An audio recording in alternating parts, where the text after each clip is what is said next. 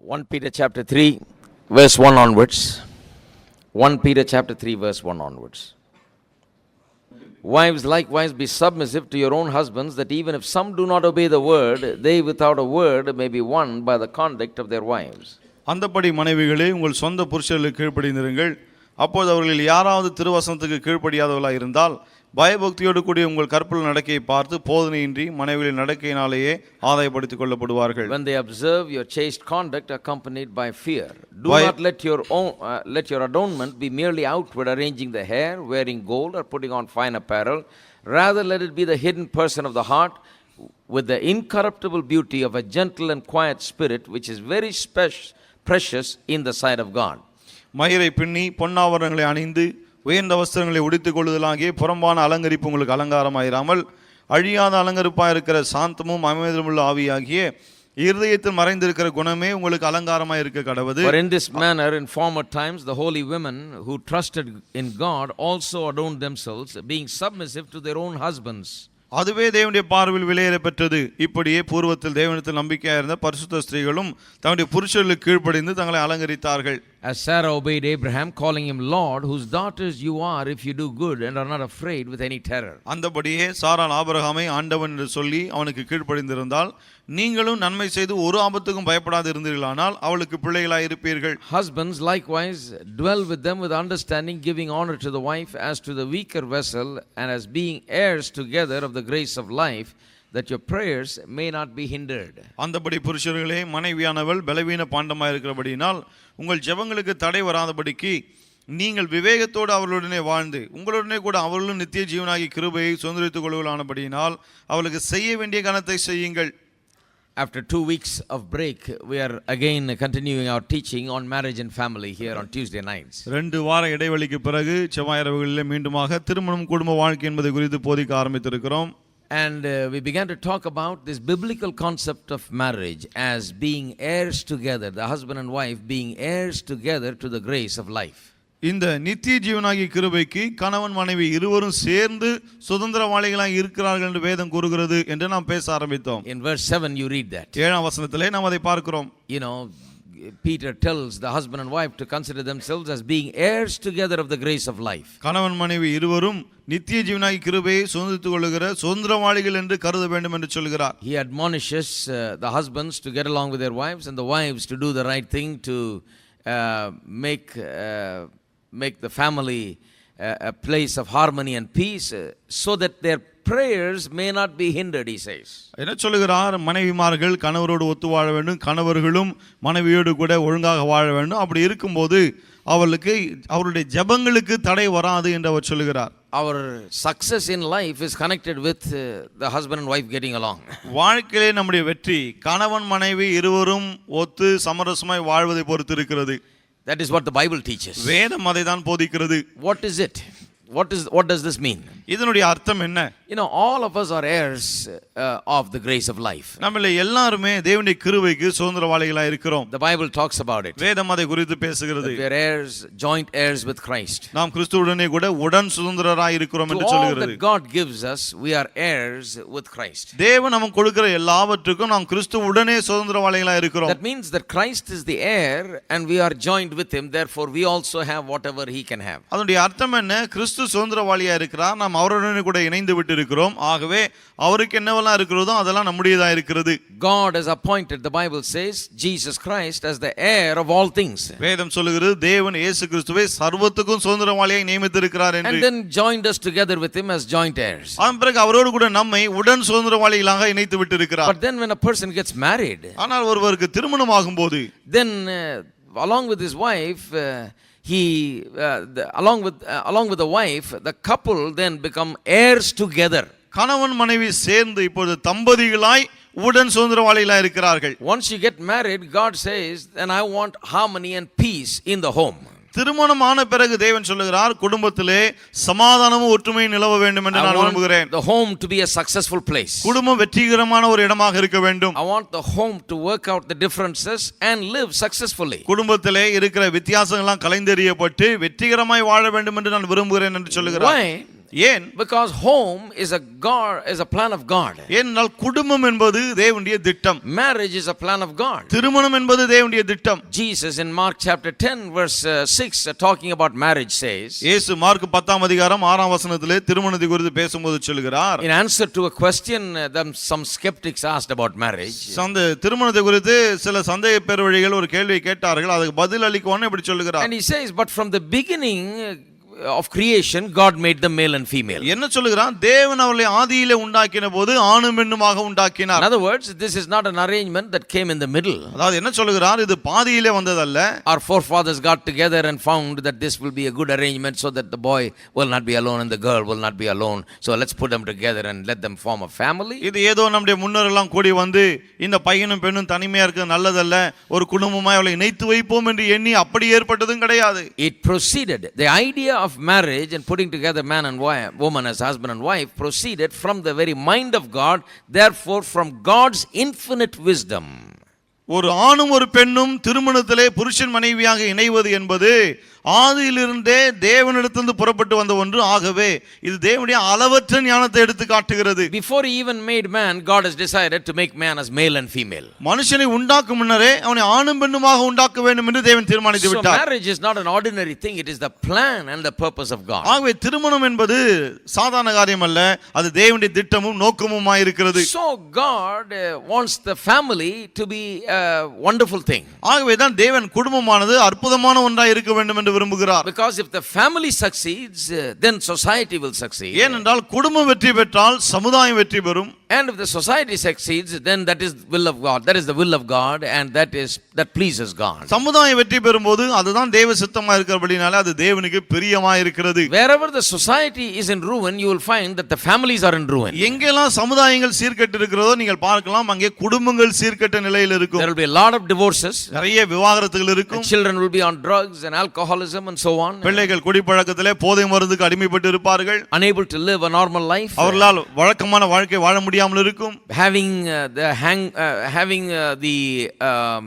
the excess baggage to carry, the children will have the excess baggage to carry of the parents' divorce and the difficulties they've had. அது மட்டுமல்ல, பெற்றோருடைய விவாகரத்து, பெற்றோருடைய கஷ்டங்கள், துன்பங்கள் போன்ற காரியங்கள் எல்லாம் பிள்ளைகள் சுமந்து கொண்டிருப்பார்கள். And then when they get married, the same thing happens to them. பிறகு அவர்களுக்கு திருமணம் ஆகும்போது அவர்களும் அதே நிலைமைக்கு தான் போகிறார்கள். Because if they don't go to a good church and hear the word of God and understand the things of God and not really delivered emotionally and mentally from these things, only thing they have to look forward to is trouble in marriage. அவர்கள் நல்ல ஒரு சபைக்கு சென்று இப்படிப்பட்ட தேவனுடைய வார்த்தைகளை கேட்காவிட்டால் பிறகு உணர்ச்சிகளிலே குடும்பங்களிலே இப்படிப்பட்ட பிரச்சனைகள் இருக்கும்.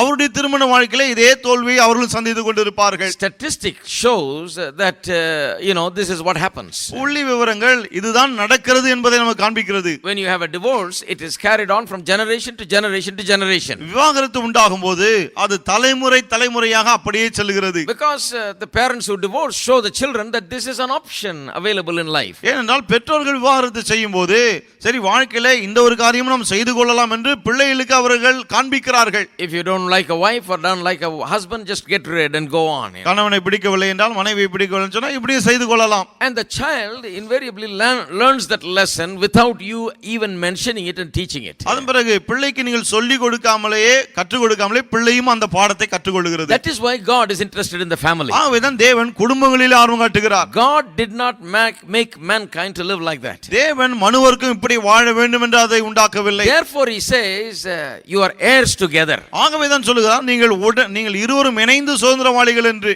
Sure, it is difficult for two people to completely get along together.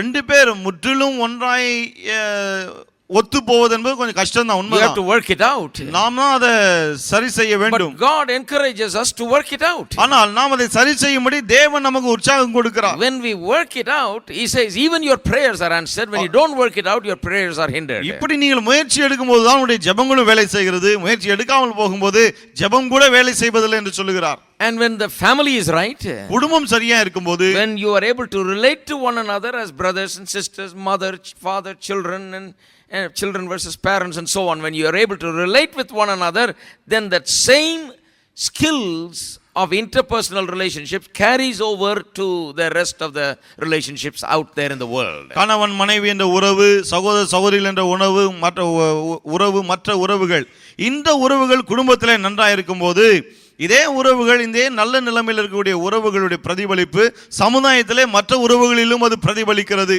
That's the problem today in the world. இன்னைக்கு உலகத்தில் உள்ள பிரச்சனையே அதுதான். We can sit down with one country with another and over the table negotiate settlement. ஒரு ரெண்டு நாடுகள் உட்கார்ந்து மேஜையிலே சமரச பேச்சுவார்த்தை நடத்தி காரியங்களை சரி செய்ய முடிகிறது. And they are doing it and they seem to be able to do it. அவர்கள் அப்படி பேச்சின் வார்த்தை நடத்தி அதை வெற்றிகரமாகவும் செய்கிறார்கள். But with the family they are not able to do it. ஆனா குடும்பத்தில் அப்படி செய்ய முடியல. They are not able to settle it. அவர்களால் குடும்ப பிரச்சனைகளை தீர்க்க முடியவில்லை. God says settle it. தேவன் அதை தீர்த்து கொள்ளுங்கள். Because you are heirs together. ஏனென்றால் நீங்கள் இருவரும் இணைந்து சுதந்திரவாளிகளாக இருக்கிறீர்கள். And depending on how you work it out together, you are going to receive God's blessings and enjoy as an heir all that God has for you. எப்படி இருவரும் சேர்ந்து அதை தீர்க்கிறீர்கள் என்பதை பொறுத்து தான் தேவனுடைய ஆசீர்வாதங்கள் எல்லாம் எந்த அளவுக்கு பெற்று அனுபவிக்க போகிறீர்கள் என்பதை நிர்ணயிக்கிறது. Now the key to successful marriage, வெற்றிகரமான திருமண வாழ்க்கைக்கு திறவுகோலாக இருப்பது, he says there are many truths that are keys to marriage, but one aspect of successful marriage is that we must understand how the wife and the husband relate to one another. வெற்றிகரமான திருமண வாழ்க்கைக்கு திறவுகோல் பல இருக்கு. அதுல ஒரு முக்கியமான அம்சம் என்னவென்று சொன்னால் கணவனும் மனைவியும் ஒருவரோடு எப்படி ஒத்து போகிறார்கள் என்பதை குறித்தது. Now that is why Peter begins with the words, wives likewise be submissive to your own husband. ஆகவே தான் பேதுரு ஆரம்பிக்கும் போதே அந்தப்படி மனைவிகளே உங்கள் சொந்த புருஷர்களுக்கு கீழ்ப்படிந்திருங்கள் என்று சொல்கிறார். Be submissive to your own husband. உங்கள் சொந்த புருஷர்களுக்கு கீழ்ப்படிந்திருங்கள். So we've been talking about wives being submissive. ஆகவே மனைவிகள் கீழ்ப்படிந்திருப்பதை குறித்து நான் பேசிக் கொண்டிருக்கிறோம். Now not everybody likes this topic. பாருங்க, இத சொல்லும்போது எல்லாருக்கும் இது பிடிக்கிறது இல்ல. Some of you may hate me for even beginning this topic. இந்த தலைப்புல ஆரம்பிச்சிட்டானு ஒரு சிலர் என்ன வெறுக்க கூட செய்யலாம். But trust me, I am for you and I am working out things here and will present this truth and hear me out fully. ஆனா என்னை நம்புங்கள், என்ன பிரசங்கத்தை முழுசா கேளுங்க, உங்களுக்காக தான் இதை நான் பேசிக் கொண்டிருக்கிறேன். Don't come to conclusion saying, well, he's just another male chauvinist pig, and he's just like all other men. Look at him, he's talking about how மற்ற எல்லா ஆண்களை போல தான் submit. ஆணாதிக்க வெறி பிடிச்சவர், ஆகவே தான் பெண்கள் கீழ்ப்படிந்திருக்க வேணும் பேச ஆரம்பிச்சா அப்படி நினைச்சிராதீங்க. No, வேண்டாம். Listen to me because I'm going to be dealing with it for a few weeks. நான் சொல்றத கவனிங்க, ஏன்னா ஒரு சில வாரங்களுக்கு இதை நான் பேச போகிறேன். There is a great truth here. இதுல இங்கே மிகப்பெரிய ஒரு சத்தியம் இருக்கிறது. Now I showed you that before verse 1 of chapter 3 there is chapter 2. நான் உங்களுக்கு காண்பித்தேன் இல்லையா, 3ஆம் அதிகாரம் 1ஆம் வசனத்துக்கு முன்னால 2ஆம் அதிகாரம் ஒன்று இருக்கிறது. In that context only you must understand this. அந்த பின்னணியிலே தான் இதை நீங்கள் புரிந்து கொள்ள வேண்டும். The context is simply this. அந்த பின்னணி என்ன? That submission is there on all levels. கீழ்ப்படிதல் என்பது எல்லா ரீதியிலும் இருக்கிறது. In the government there must be submission. அரசாங்கத்திலே கீழ்ப்படிதல் இருக்கிறது. There are hierarchy of authority. அதிகார வரம்பு ஒன்று இருக்கிறது. There's the big secretary, deputy secretary, assistant secretary and then superintendent and so on. Secretary இருக்கிறார், அதன் பிறகு டெபுட்டி செக்ரட்டரி, உதவி செக்ரட்டரி, இப்படி போல நிறைய பேர் இருந்துட்டே இருக்காங்க. And above them some people. அவங்களுக்கு மேலாக சில ஆட்கள். And all the way to the top chief minister. அதன் பிறகு எல்லாருக்கும் மேல முதன் மந்திரி. So this is what is called the hierarchy of authority. இதை தான் நாம் அதிகார வரம்பு என்று சொல்லி அழைக்கிறோம். Now there must be submission in every step. ஆகவே ஒவ்வொரு படியிலும் இப்படி கீழ்ப்படிந்திருப்பது இருக்கிறது. So in government everybody is submitting it, in some way. ஆகவே அரசாங்கத்திலே எல்லாரும் ஏதோ ஒரு விதத்திலே அடுத்தவருக்கு கீழ்ப்படிகிறார்கள். And in businesses it's the same way. வியாபார ஸ்தலங்களிலும் அப்படிதான். In companies they have managers and then subordinates. கம்பெனில மேனேஜர், அவருக்கு கீழே சில ஆட்கள். And everybody is answerable to somebody. Everybody has to submit to somebody. எல்லாரும் இன்னொருவருக்கு பதில் சொல்ல வேண்டியிருக்கிறது. எல்லாரும் இன்னொருவருக்கு தங்களை கீழ்ப்படுத்த வேண்டியிருக்கிறது. So submission is not bad. Without submission you will have chaos in this world. ஆகவே கீழ்ப்படுத்துதல் என்பது தகாத காரியம் அல்ல. அந்த கீழ்ப்படுத்தல் இல்லைன்னு சொன்னா உலகத்துல வெறும் குழப்பம் தான் இருக்கும். Some ladies say, well, why should I submit to this man? சில பெண்கள் என்ன கேக்குறாங்க, இந்த ஆளுக்கு நான் ஏன் என்ன கீழ்ப்படுத்தணும்? Now you try to live like that in the government level. பாருங்க, அரசாங்க ரீதியில நீங்க அப்படி வாழ முயற்சி பண்ணுங்கள். If a superintendent says, I will not submit to the person officer above me. ஒரு சூப்பரண்டென்ட் எனக்கு மேல இருக்க அதிகாரிக்கு நான் என்ன கீழ்ப்படுத்த மாட்டேன்னு சொன்னா, then the government cannot function. பிறகு அரசாங்கம் செயல்பட முடியாது. It's absolutely necessary. ஆகவே அது முற்றிலும் அவசியம். Our life and our happiness rests and our prosperity rests upon this one factor. நம்முடைய வாழ்க்கை, நம்முடைய சந்தோஷம், நம்முடைய நல்வாழ்வு இந்த ஒரு விஷயத்திலே அடங்கி இருக்கிறது. In the same way, in the family there must be submission. அதே போல தான் குடும்பத்திலும் கீழ்ப்படுத்துதல் இருக்க வேண்டும். A family is also like a government or a company. ஆனா குடும்பம் கூட ஒரு அரசாங்கம் போல ஒரு company போன்றதுதான். Very much like that. ஏறக்குறைய அது போல தான். If you have not found out and if you are not married, you will find out when you are married. உங்களுக்கு என்ன திருமணம் ஆகல, உங்களுக்கு தெரியலன்னு சொன்னா கல்யாணம் ஆன பிறகு தெரிஞ்சுப்பீங்க. If you are married and if you are not found out, wake up. திருமணம் ஆகி என்ன கண்டுபிடிக்கலன்னா கொஞ்சம் எழுந்திருங்க தூக்கத்துல இருந்து. You know, maybe you are living in chaos and there is no rule, there is no regulation, there is no submission, there is no coordination, and then you are in chaos. ஒருவேளை அங்க எந்த விதமான சட்ட திட்டங்கள் இல்லாம யாரும் கீழ்ப்படுத்தாமல் பெரும் குழப்பத்திலே உங்கள் வாழ்க்கையை நீங்கள் கழித்து கொண்டிருக்கலாம். Now let me tell the ladies that object to submission, this idea of submission. இந்த கீழ்ப்படுத்தல் என்ற எண்ணத்தை ஆட்சேபிக்கிற பெண்களுக்கு நான் சொல்லட்டும். Now how would you like it if your son or daughter will not submit to you? உங்களுடைய மகனோ அல்லது மகளோ உங்களுக்கு கீழ்ப்படிய மாட்டேன்னு சொன்னா உங்களுக்கு எப்படி இருக்கும்? See, you expect your son or daughter to submit. உங்களுடைய மகன் அல்லது மகள் உங்களுக்கு கீழ்ப்படிய எதிர்பார்க்கறீங்க. When you say something, you want them to do it. நீங்க ஒன்னு சொல்லும்போது அதை செய்யணும்னு எதிர்பார்க்கிறீர்கள். If they don't do it, then you cannot work things out. அவர்கள் அதை செய்யாமல் போகும்போது உங்களால சரியா செய்ய முடியாது. That home becomes a terrible place. பிறகு வீடு ரொம்ப மோசமான இடமாய் மாறும். In the same way, the wife must submit to the husband. அதே போல தான் மனைவி கணவனுக்கு தன்னை கீழ்ப்படுத்த வேண்டும். This is God's order. இதுதான் தேவனுடைய ஒழுங்கு. Now why wife must submit to the husband, brother? Why not the other way?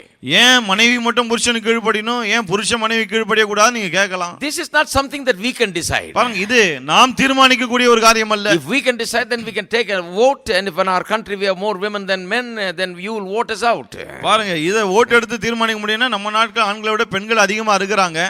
ஆக ஓட்டு போட்டு இத நிராகரிச்சிடுவாங்க. But you can't vote it out. ஆனா ஓட்டு போட்டு இத தேர்ந்தெடுக்க முடியாது. This is the way God has it. தேவன் இப்படி தான் நியமித்து இருக்கிறார். God has made man a certain way, the woman a certain way. தேவன் ஆணை ஒரு விதமாகவும் பெண்ணை ஒரு விதமாகவும் உண்டாக்கி இருக்கிறார். The male is made to have the leadership capacity to lead the home and be the head of the home. ஆண் என்பவன் தலைமை வகிக்க கூடியவனாய், குடும்பத்தை நடத்தக்கூடியவனாய், குடும்பத்துக்கு தலைவனாய் இருக்கக்கூடிய விதத்திலே தான் உண்டாக்கப்பட்டிருக்கிறான். So the wife is told to adapt herself to that.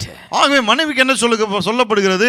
அதற்கு ஏற்றமாறு நீ பொருந்திக் கொள்ள பார். Now in amplified version it says it like this. Amplified வேதாகமத்திலே அது இப்படியாக சொல்லப்படுகிறது. The word adapt is used. அங்கே இந்த adapt என்ற வார்த்தை பயன்படுத்தப்பட்டிருக்கிறது. In verse 1, chapter 3 verse 1 it says, in like manner you married women, be submissive to your own husbands, subordinate yourselves as being secondary to and dependent on them, and adapt yourself to them. அங்க என்ன சொல்லப்படுது? மனைவிகளே, நீங்கள் உங்கள் புருஷர்களுக்கு அடுத்தது என்று எண்ணி அவளுக்கு கீழ்ப்படிந்து அவளுக்கு ஏற்றவாறு நீங்கள் மாற்றிக்கொள்ளுங்கள், அது பொருந்திக் கொள்ளுங்கள் என்று சொல்லுகிறது. Women are made to adapt. பெண்கள் இப்படி பொருந்தக்கூடியவர்களாக தான் உண்டாக்கப்பட்டிருக்கிறார்கள். By nature they are adapters. இயற்கையிலே அவர்கள் சூழ்நிலைக்கு ஏற்றவாறு தங்களை மாற்றிக்கொள்ளக்கூடியவர்கள். I showed you when I talked about male and female. நான் உங்களுக்கு காண்பித்தேன் இல்லையா, ஆண்களை பெண்களை குறித்து பேசும்போது that women are made that way. பெண்கள் அப்படிதான் உண்டாக்கப்பட்டிருக்கிறார்கள். It's amazing. They don't know this man. All of a sudden they get married to this man. That's the day they actually saw him. And many of them just pack up their bags and say tata bye bye to everybody and go out of town and live somewhere with this strange new man that they have that has come into their life. என்ன ஆச்சரியம் பாருங்க, இந்த ஆளை அதுக்கு முன்னாடி பார்த்து கூட இருக்க மாட்டாங்க.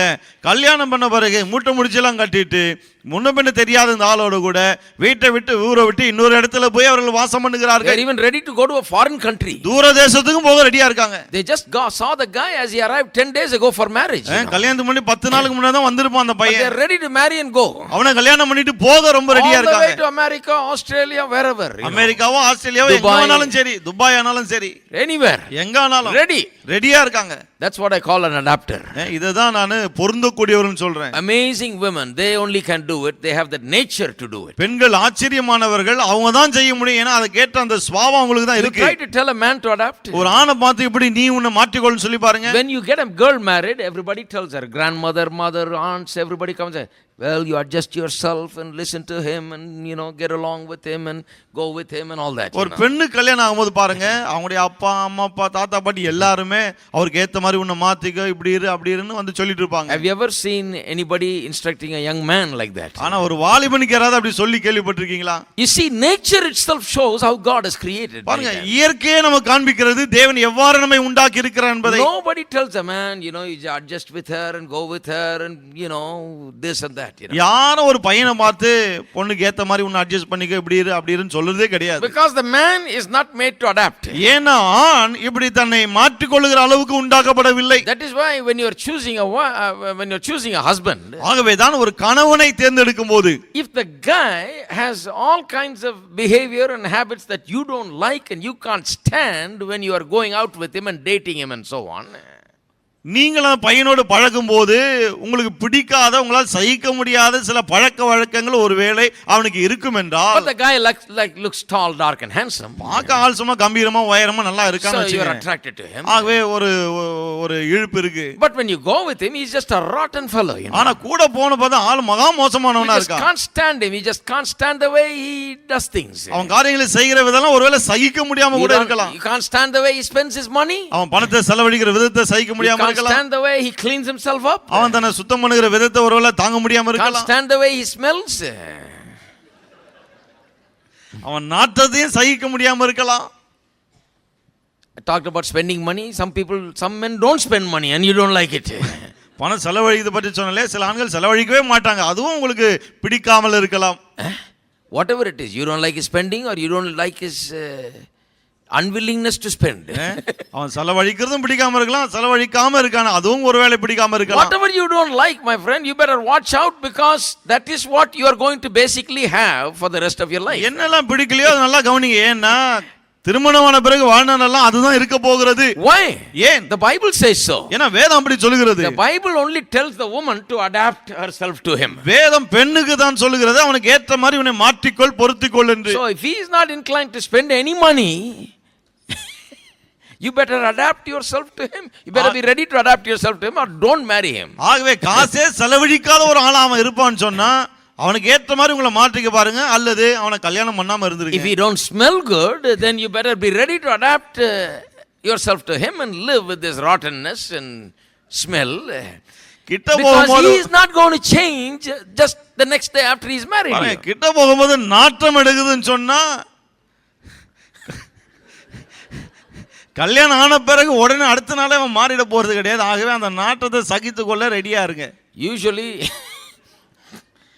Usually they smell good before marriage. வழக்கமா கல்யாணத்துக்கு முன்னாடி நல்லா வாசனை எல்லாம் இருக்கும். After that only they let up. அதன் பிறகு தான் மற்ற காரியங்களுக்கு. But if he is like that before marriage, my friend, you better watch out. ஆனா கல்யாணத்துக்கு முன்னாடி ஆள் அப்படின்னு சொன்னா கொஞ்சம் கவனமா தான் இருக்கணும். If he is smoking and drinking and doing all kinds of nonsense and running behind other girls and stuff and you don't like it, I tell you, you better get out of it because that is exactly what you're going to have in future because you've got to adapt yourself to him. The Bible says he's not going to adapt himself to you. அவன் இப்போதே cigarette பிடிச்சிட்டு குடிச்சிட்டு மற்ற பெண்கள் பின்னாடி போயிட்டு அப்படி இருக்கிற ஆளா இருந்தா கல்யாணத்துக்கு பிறகு அவனை மாற்ற முடியும் என்று எண்ண முடியாது. ஏனென்றால் வேதம் சொல்லுகிறது பெண்கள் தான் ஆணுக்கு ஏற்றவாறு தங்களை மாற்றி அமைத்துக் கொள்ள வேண்டும் என்று. Women are amazing, you know. பெண்கள் ரொம்ப ஆச்சரியமானவங்க பாருங்க. They've seen the guy go after girls. அவன் பொண்ணுங்க பின்னாடி போறதெல்லாம் இவங்க பார்த்திருக்காங்க. Then they pull him. So why are you looking there? அதுக்கப்புறம் பிடிச்சி இழுப்பாங்க. ஏன் நீ அங்க பாக்குற? And they take him. And they get married to the guy. அப்படிப்பட்ட ஆளை கல்யாணமும் பண்ணிக்கிறாங்க பாருங்க. And then they expect that from the next day after he tied the thali that he won't look at another woman. பிறகு தாலி கட்டின மறுநாள்ல இருந்து எந்த பொண்ணையும் பார்க்க மாட்டான்னு ஒரு எதிர்பார்ப்பு உங்களுக்குள்ள. I tell you my friend, he's been chasing women and he's going to be chasing women all his life. நான் சொல்றேன் பாருங்க, பொண்ணு பின்னாடி போனவன் ஆக வாழ்நாளெல்லாம் போயிட்டு தான் இருப்பான். That's the way he'll be. அவன் அப்படிதான் இருப்பான். He won't change just because you married him. ஏதோ நீங்க அவனை கல்யாணம் பண்ணதுனால அவன் மாறிட போவதில்லை. In fact, he's going to even become bolder now. He'll say, that's the way I am. இன்னும் சொல்ல போனா இன்னும் தைரியமாயிட்டே நான் அப்படிதான் இருப்பேன் அப்படின்னுவான். This is the way I come. You knew what I was like and you better take what I'm like. கல்யாணம் ஆகும்போது இப்படி தானே இருந்தேன், அது உனக்கும் தெரியும் இல்லையா, ஆகவே ஒழுங்கா அப்படியே இருன்னுவான். That's why you must notice what the Bible says. ஆகவே தான் வேதம் என்ன சொல்லுகிறது என்பதை கவனிக்க வேண்டும். I mean, if you don't know how to pick a wife or how to pick a woman, don't pick.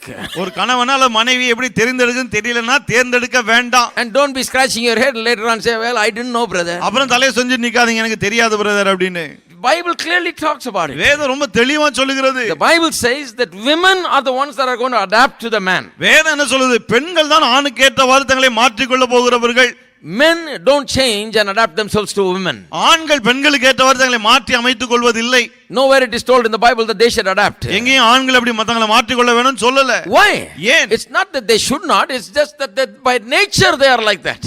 மாற்றிக் கொள்ள கூடாது என்று கிடையாது, இயற்கையிலே அவங்களால மாற்றிக் கொள்ள முடியாது. Why are women told to adapt? ஏன் பெண்கள் அப்படி மாற்றிக் கொள்ள வேண்டும் என்று Because சொல்கிறது? God has given it to them in their nature, inbuilt in them, this ability to adapt.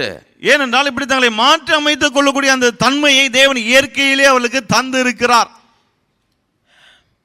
Amen. ஆமென்.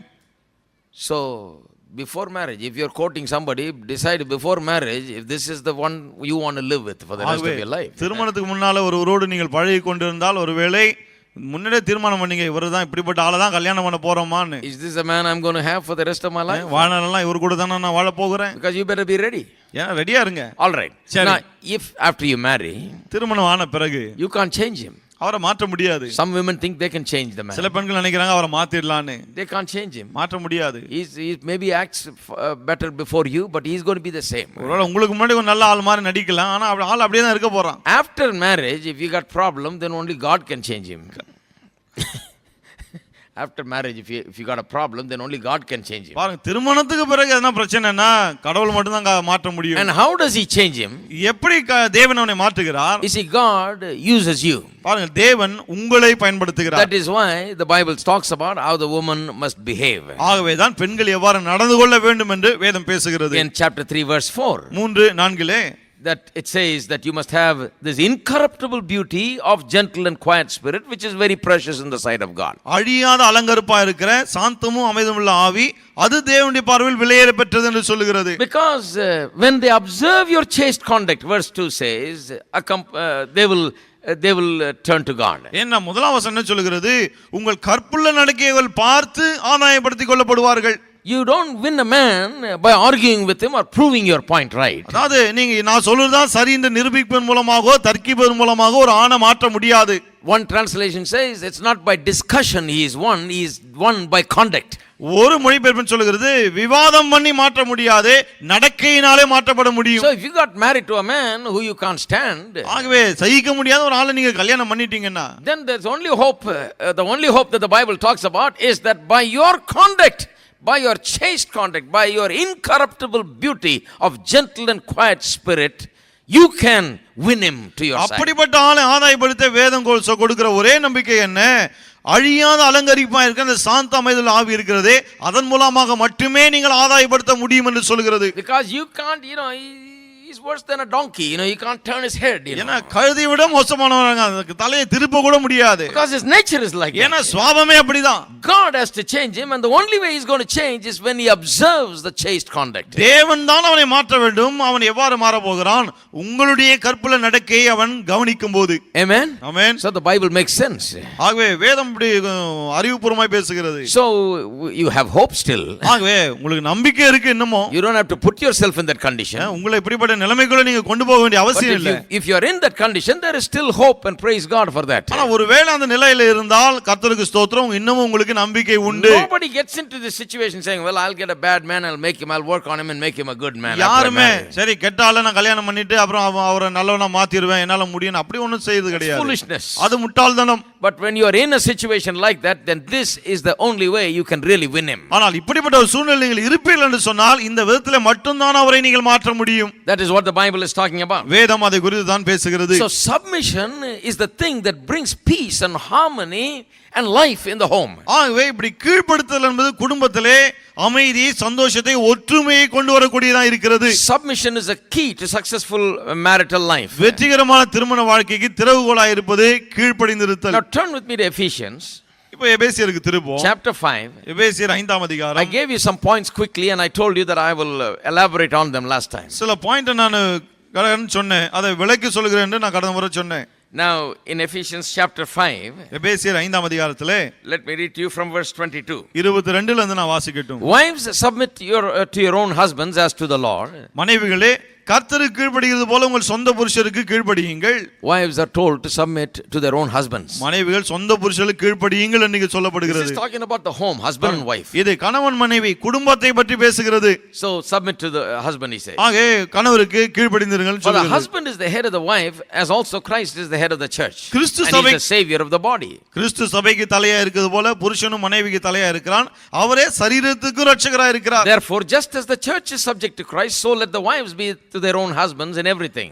ஆகையால் சபையானது கிறிஸ்துவுக்கு கீழ்ப்படிகிறது போல மனைவிகளும் தங்கள் சொந்த புருஷர்களுக்கு எந்த காரியத்திலையும் கீழ்ப்படிந்திருக்க வேண்டும். Husbands, love your wives just as Christ also loved the church and gave himself for her, that he might sanctify and cleanse her with the washing of the water by the word. புருஷர்களே உங்கள் மனைவியில் அன்பு கூறுங்கள், அப்படியே கிறிஸ்து சபையில் அன்பு கூர்ந்து தாம் அதை திருவசனத்தை கொண்டு தண்ணீர் முழுக்கினால் சுத்திகரித்து பரிசுத்தமாக்குகிறதற்கும், that he might present her to himself a glorious church, not having spot or wrinkle or any such thing, but that she should be holy and without blemish. கரைதலை முதலானவைகள் ஒன்றும் இல்லாமல் பரிசுத்தமும் பிழையற்றதுமான மகிமையுள்ள சபையாக அதை தமக்கு முன் நிறுத்திக் கொள்வதற்கும் தம்மை தாமே அதற்காக ஒப்பு கொடுத்தார். Basically, two things are said here. அடிப்படையில் இங்க ரெண்டு காரியங்கள் சொல்லப்படுகிறது. One, wives, submit to your own husbands as unto the Lord. ஒன்று, மனைவிகள் கர்த்தருக்கு கீழ்ப்படிவது போல சொந்த புருஷர்களுக்கு கீழ்ப்படிந்திருக்க வேண்டும். And when you do that, you are in submission to the Lord himself, because you are in submission to God's order. நீங்கள் அப்படி செய்யும்போது நீங்கள் கர்த்தருக்கே கீழ்ப்படிகள், ஏனென்றால் கர்த்தர் அப்படி சொல்லி இருக்கிறார். Now when you submit yourself to the husband, the Bible says, do it as unto the Lord. புருஷருக்கு கீழ்ப்படியும் போது வேதம் சொல்லுது கர்த்தருக்கென்று அப்படி கீழ்ப்படியுங்கள் என்று. Because the Lord says so. ஏனென்றால் கர்த்தர் அப்படி சொல்லுகிறார். Sunday, Dr. Sam Kamalaisen was preaching. ஞாயிற்றுக்கிழமை டாக்டர் சாம் கமலேசன் பிரசங்கித்தார். One of the points that he said was very good. அதுல அவர் சொன்ன பாயிண்ட்ல ஒன்னு ரொம்ப நல்ல பாயிண்ட் அது. And I think if we understand it, we'll really understand everything. அதை புரிந்து கொண்டா எல்லாவற்றையும் புரிந்து கொள்வீங்கன்னு நினைக்கிறேன். He says, obedience comes before understanding. அவர் சொல்றார் புத்தி அறிவுக்கு முன்னாடி கீழ்ப்படிதல் வருகிறது He என்று. says, first obey because the Bible says so, then you'll understand it. முதலாவது என்ன சொல்றார், வேதம் சொல்லுது ஆகவே கீழ்ப்படியுங்கள் அப்புறம் புரியும்ன்றாரு. That's the success attitude. வெற்றிக்கான குணலட்சணம் அதுதான். When it comes to the Bible, you obey first and then try to understand. வேதத்தை பொறுத்தவரையில முதலாவது அது கீழ்ப்படியுங்கள் அப்புறம் புரிந்து கொள்ள முயற்சியுங்கள். That's the way it is. அப்படிதான் அது. Now, why should the church submit to the Lord? ஏன் சபை ஆண்டவருக்கு கீழ்ப்படிய வேண்டும்? If you understand that, then you'll understand why the wife should submit to husband. அதை புரிந்து கொண்டால் பிறகு ஏன் மனைவிகள் புருஷர்களுக்கு கீழ்ப்படிய வேண்டும் என்பதை புரிந்து கொள்ளலாம். Because that's the subject here. ஏன்னா அதுதான் பேசுறாருங்க. That's what we are talking about. அதுதான் நாம் பேசிக் கொண்டிருக்கிறோம். To try to understand why a wife must submit to her husband, we must understand why the church submits to to Jesus. மனைவி ஏன் புருஷனுக்கு கீழ்ப்படிந்திருக்க வேண்டும் அதை புரிந்து கொள்ள வேண்டுமானால் திருச்சபை ஏன் கிறிஸ்துவுக்கு கீழ்ப்படிய வேண்டும் அதை நாம் புரிந்து கொள்ள வேண்டும். One, because Christ loved the church. முதலாவது என்னன்னா கிறிஸ்து சபையில் அன்பு கூர்ந்தார். Two, because Christ gave himself for the இரண்டாவது church. கிறிஸ்து சபைக்காக தம்மை தாமே ஒப்பு கொடுத்தார். Three, because he washes and cleanses the church by the word. மூன்றாவது அவர் திருவசனத்தை கொண்டு சபையை கழுவி சுத்திகரிக்கிறார். So here Christ considers the church as precious and loves it. ஆகவே கிறிஸ்துவானவர் இங்கே சபையை விலையேற பெற்றதாய் கருதி அதை நேசிக்கிறார். And gave himself for the church. அதற்காக தம்மை தாமே ஒப்பு கொடுத்தார். Gave everything. எல்லாவற்றையும் தந்தார். His life. அவருடைய உயிரையே தந்தார். And then continues to cleanse the church by his word. அதன் பிறகு தொடர்ந்து சபையை தம்முடைய வார்த்தையினாலே அவர் கழுவுகிறார். Just because the church is imperfect, he just doesn't just kick the church out of the door. ஏதோ சபை பூரணமா இல்லன்னு சொல்லி சபை அப்படியே எட்டி உதைச்சி தள்ளிறது கிடையாது. No, he continues to speak to the church, and by his word he cleanses and washes it so that there will be nothing. கிடையாது, தொடர்ந்து சபையோடு கூட பேசுகிறார், அதை கழுவி சுத்திகரித்து எந்த விதமான கரைதிரை இல்லாமல் பார்த்துக் கொள்ளுகிறார். That's why the church must love the husband. ஆகவேதான் love Jesus. திருச்சபையானது கிறிஸ்துவை அன்பு கூர வேண்டும். Why? ஏன்? Because he loves you. ஏனென்றால் அவர் உங்களை நேசிக்கிறார். Because he gave himself for you. ஏனென்றால் அவர் தம்மை தாமே உங்களுக்காய் தந்தார். And because he speaks to you and continually builds you up by cleansing you and washing you. அவர் உங்களோடு கூட பேசி உங்களை தொடர்ந்து அவர் கழுவி சுத்திகரித்து உங்களை கட்டி எழுப்புகிறபடியினால், then for that you must love. அது நிமித்தம் நீங்கள் அவரை நேசிக்க வேண்டும். Now some women are saying, I know, if my husband was like that, if those 3 points were true of my husband, I'm ready to do that. எனக்கு தெரியுது, சில பெண்கள் சொல்றாங்க இந்த 3 விஷயங்களும் என் புருஷன்கிட்ட இருந்ததுனா உண்மையாகவே நான் அவரை நேசிப்பேன்றாங்க. But he's failed in number 1, number 2, number 3, all he's failed. ஆனா இந்த 3 1 2 3த்துலயும் அவர் தோல்வியில தான் இருக்கார். Brother, he doesn't love me. இல்ல பிரதர், என்ன நேசிக்கிறது இல்ல. Jesus gave himself for the church, but this guy won't even give a penny. இயேசு சபைக்காக தம்மையோ கொடுத்தார். இவர் ஒரு பைசா கூட கொடுக்க மாட்டார் எனக்கு. And by his word he does not cleanse and wash and edify and build, he only puts down. அவர் தம்முடைய வார்த்தையினாலே என்னை கழுவி சுத்திகரித்து என்னை கட்டி எழுப்புவது கிடையாது, என்னை கீழே மட்டம் தட்டினே இருக்கிறாரு. That's all happens. அவ்வளவுதான் How நடக்குது. can I submit to such a man? இவருக்கு எப்படி நான் கீழ்ப்படிய முடியும்? But the Bible tells you that you submit to him just because it's God's order. ஆனா வேதம் என்ன சொல்கிறது? தேவன் இப்படி சொல்லி இருக்கிறதுனாலே நீங்கள் அவருக்கு கீழ்ப்படிந்திருங்கள். Even when he is not so perfect. அவர் அந்த அளவுக்கு பூரணமா இல்லாத இருக்கும்போது கூட The Bible clearly teaches, since this is God's order, set your attitude in that way that you will submit just because you are the wife and he is the husband. வேதம் மிக தெளிவா என்ன சொல்லுகிறது? நீங்க மனைவி அவர் புருஷர் ஆகவே இது நிமித்தம் தேவனுடைய ஒழுங்கு நிமித்தம் அவருக்கு கீழ்ப்படியுங்கள். We always expect the other person to do the job right. நாம எப்போதுமே அடுத்த ஆளு வேலையை சரியா செய்யணும் தான் எதிர்பார்க்கிறோம். But we are responsible to obey the word of God. ஆனால் தேவனுடைய வார்த்தைக்கு கீழ்ப்படிய வேண்டிய பொறுப்பு நமக்கு இருக்கிறது. All right, he is not right, he is not good, and he is not perfect like in these 3 points, but still you submit, it says. சரி, புருஷன் சரியில்லை, இந்த 3 பாயிண்ட்ல இருக்கிறது போல அந்த ஆள் இல்லைன்னா கூட அப்பொழுதும் நீங்கள் அவர் கீழ்ப்படியும்படி எதிர்பார்க்கப்படுகிறீர்கள். When you submit, you are doing it as unto the Lord. நீங்கள் கீழ்ப்படியும் போது கர்த்தருக்கென்று அதை செய்கிறீர்கள். And what happens? என்ன நடக்கிறது? Because God is so pleased with your spirituality and with your attitude, the Holy Spirit himself comes into your family life. உங்களுடைய குணத்தை கண்டு உங்களுடைய ஆவிக்குரிய தன்மையை கண்டு தேவன் அவ்வளவு பிரியமா இருக்கிறபடினாலே பரிசுத்த ஆவியானவர் அங்கே இறங்கி வந்து செயல்பட ஆரம்பிக்கிறார். Because of your willingness to obey God. ஏனென்றால் தேவனுக்கு கீழ்ப்படிய நீங்கள் ஆயத்தமா இருக்கிறீர்கள். Not just obeying your husband. ஏதோ கணவனுக்கு கீழ்ப்படிறது இல்ல. But you are willing to obey God. தேவனுக்கு கீழ்ப்படிய ஆயத்தமா இருக்கிறீர்கள். You are not just obeying your husband, you obey God because God is the one that told you to obey your husband. நீங்கள் கணவனுக்கு கீழ்ப்படிகிறது அல்ல, தேவனுக்கே கீழ்ப்படிகிறீர்கள். ஏன்னா தேவன் தான் சொல்லியிருக்கார் கணவனுக்கு கீழ்ப்படி என்று. Immediately the blessing of God is there in your life. உடனடியாக உங்கள் வாழ்க்கையிலே தேவ ஆசீர்வாதம் உண்டாகிறது. Immediately the power of God begins to work in your home and in your situation. உடனடியாக உங்கள் குடும்பத்திலே உங்கள் சூழ்நிலையிலே தேவனுடைய வல்லமை கிரியை செய்ய ஆரம்பிக்கிறது. But how people try to change their husbands? ஆனா மக்கள் எப்படி தங்க புருஷனை மாத்த பார்க்கறாங்க பாருங்க. You know, they have fasting meetings and this that and everything, organize everything, tell the whole now they got emails and they emailed 100 people that they said, pray for my husband that God will break him down, you know. உபவாச கூட்டம் இந்த கூட்டம் அந்த கூட்டம் நடத்தி அங்க சொல்றது மட்டும் இல்ல, இப்ப இமெயில் இருக்கு, ஆக நூற்றுக்கணக்கான பேருக்கு அனுப்புறது. எப்படியாவது ஆண்டவர் அடிச்சு உதைச்சாதே என் புருஷனை திருத்தணும், ஜெபம் பண்ணுங்க. One woman wrote to me, please pray that God will break both his hands and both legs and lay him flat because he is cheating on me and he's a immoral guy. This is the only thing that can change him. Pray. And I have asked my pastor to pray also. அவங்க எழுதியிருக்காங்க, என் புருஷனுக்காக ஜெபம் பண்ணுங்க, ரொம்ப துன்மார்க்கமான பொல்லாத ஆளு, தேவனுடைய கையை ரெண்டு காலை முறிச்சு படுக்கையாக்கி அவரை திருத்திடணும் அப்படின்னு. கத்திட்ட வர்ற ஆள் கூட வர மாட்டா, திருந்தவே மாட்டா. If he knows that we prayed and he broke his legs, நாம ஜெபம் பண்ணி தான் அவர் கை கால உடைஞ்சுன்னு தெரிஞ்சா அவருக்கு how will he love the church? எப்படி சபை மேல அன்பு வரும் அவருக்கு? I mean, this incident that I told you is a real letter that came to me. I'm amazed. From a spiritual church, a lady wrote to me. பாருங்க, நான் சொல்ற இந்த உண்மையா நடந்தது. ஒரு ஆவிக்குரிய சபையில இருந்து ஒரு பெண் நமக்கு எழுதி இருந்தாங்க. There is no exaggeration about it. நான் ஒண்ணும் மிகப்படுத்தியெல்லாம் ஒண்ணும் சொல்லல. Exact words were written. சரியா அவங்க சொன்ன வார்த்தை எழுதின வார்த்தையில நான் சொல்றேன். Amazing, isn't it? ஆச்சரியமா இருக்குல்ல? And then they expect God to change that person through all this. அப்புறம் கர்த்தர் இதெல்லாம் பண்ணி அவரை மாற்றணும் அப்படி நினைக்கிறாங்க. God never said he's going to change a person, your husband, through this. கணவனை இப்படி எல்லாம் மாற்றுவேன்னு கர்த்தர் சொல்லவே இல்ல. God said I got a way to change him. தேவன் சொல்றார் அவனை மாற்ற நான் ஒரு வழி வச்சிருக்கேன். You want to listen to that way? அந்த வழியை கேட்கணுமா நீங்க? Hello? You want to hear that way? அந்த வழியை கேட்க விரும்புறீங்களா? God says you submit to him because he is the husband and you are the wife and this is my order and this is the way the home must function. You submit to him. தேவன் சொல்லுகிறார், நீ மனைவி அவன் புருஷன், ஆகவே இது என்னுடைய நியமம், நீ புருஷனுக்கு கீழ்ப்படிய வேண்டும், குடும்பம்னா இப்படி தான் இருக்கணும்ன்றார். And you do that, then I will work in that. நீ அப்படி செய்யும்போது நான் அதிலே கிரியை செய்கிறேன்னு சொல்றார். I will come through the Holy Spirit, I will even melt the hardest heart. பரிசுத்த ஆவியின் மூலமாக நானே வந்து கடினமான இதயத்தை கூட உருகும்படி செய்வேன்றார். Amen. Amen. Most women don't want to listen to this solution. நிறைய பெண்கள் இந்த தீர்வெல்லாம் நமக்கு வேண்டான்றாங்க. But This is the only solution and it works very well. ஆனா இது மட்டும் தான் தீர்வு. இது ரொம்ப நல்லா வேலை செய்யும். Believe me, it really works because this is biblical நான் solution. சொல்றேன் நமக்கு இது நல்லா வேலை செய்யும். ஏன்னா இது வேதம் கொடுக்கிற தீர்வு. I am not trying to get you to submit to your husband. I am trying to get your family to be a happy அது place.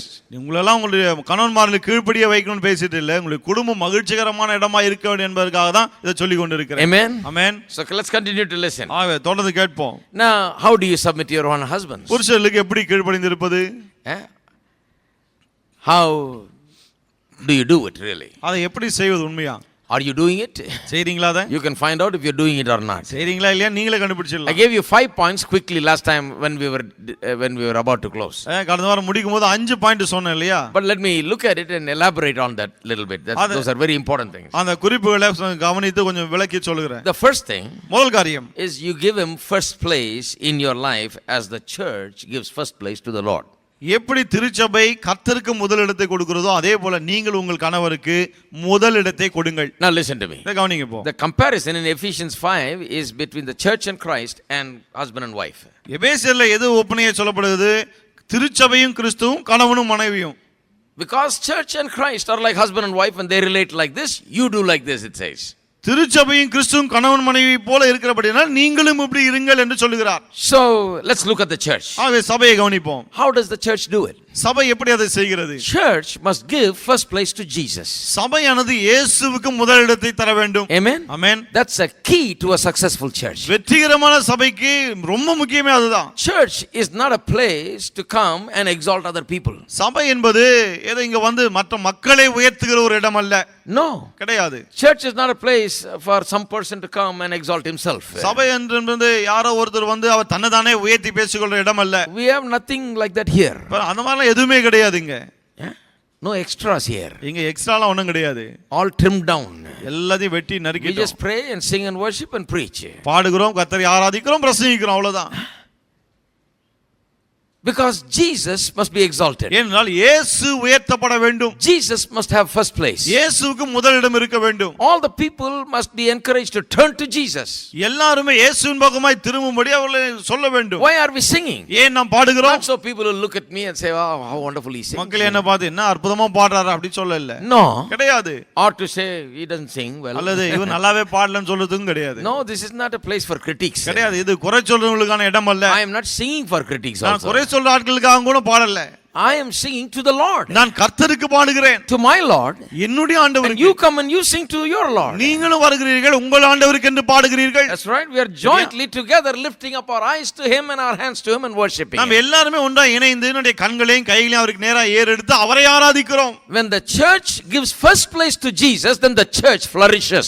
சபை முதலிடத்தை இயேசுவுக்கு தரும்போது அந்த சபை தழைத்தோங்குகிறது. When the church gives first place to some people and some this that and all that, you know, ஆனா மற்ற மக்களுக்கும் இதற்கும் அதற்கும் முதலிடத்தை சபை தரும்போது and disregards Christ, கிறிஸ்துவை மதிக்காமல் போகும்போது then the church does not flourish. அந்த சபை தழைக்காமல் போகிறது. I'll tell you how you can find out if a church gives first place to Jesus. ஒரு சபை இயேசுவுக்கு முதலிடத்தை தருகிறதா இல்லையா என்பதை எப்படி கண்டுபிடிக்கணும்னு சொல்றேன். You must check to see whether they give the first place to the word of God. தேவனுடைய வார்த்தைக்கு முதலிடத்தை தருகிறார்களா என்பதை நாம் சோதித்து பார்க்க Are they வேண்டும். faithful in preaching the word of God? தேவனுடைய வார்த்தையை பிரசங்கிப்பதிலே உண்மையா இருக்கிறார்களா? That is the thing, criteria. அதுதான் முதல் தகுதி. That means they are exalting Jesus. அப்படின்னு சொன்னா இயேசுவை அவங்க உயர்த்துறாங்கன்னு அர்த்தம். Jesus is the word and the word is Jesus. இயேசு தான் வார்த்தை, வார்த்தை தான் இயேசு. Amen. Amen. So in the same way in the family, அதே போல தான் குடும்பத்திலும் a family where the wife does not give the first place to her husband in that earthly relationship I'm talking about. Sure, the Lord is number one in everybody's life, but I'm talking about the family. When the wife does not give the first place to the husband, that's like a church that does not give first place to Jesus. நாம எல்லாரும் கிறிஸ்துவுக்கு முதலிடத்தை கொடுக்கிறோம். அது ஒரு பக்கம். ஆனா குடும்பம் என்று வரும்போது குடும்பத்திலே மனைவி முதல் இடத்தை புருஷனுக்கு தர வேண்டும். If she doesn't do that, then it's like a church that does not give first place to Jesus. அப்படி மனைவி செய்யாமல் போகும்போது இயேசுவுக்கு முதலிடத்தை தராத ஒரு சபையை போல தான் அது இருக்கிறது. In many homes that's the problem. பல குடும்பங்கள்ல அதான் பிரச்சனை. The husband is left to rot by himself. கணவனை அப்படியே விட்டுறாங்க, எப்படியாவது கெட்டு போகட்டும்னு.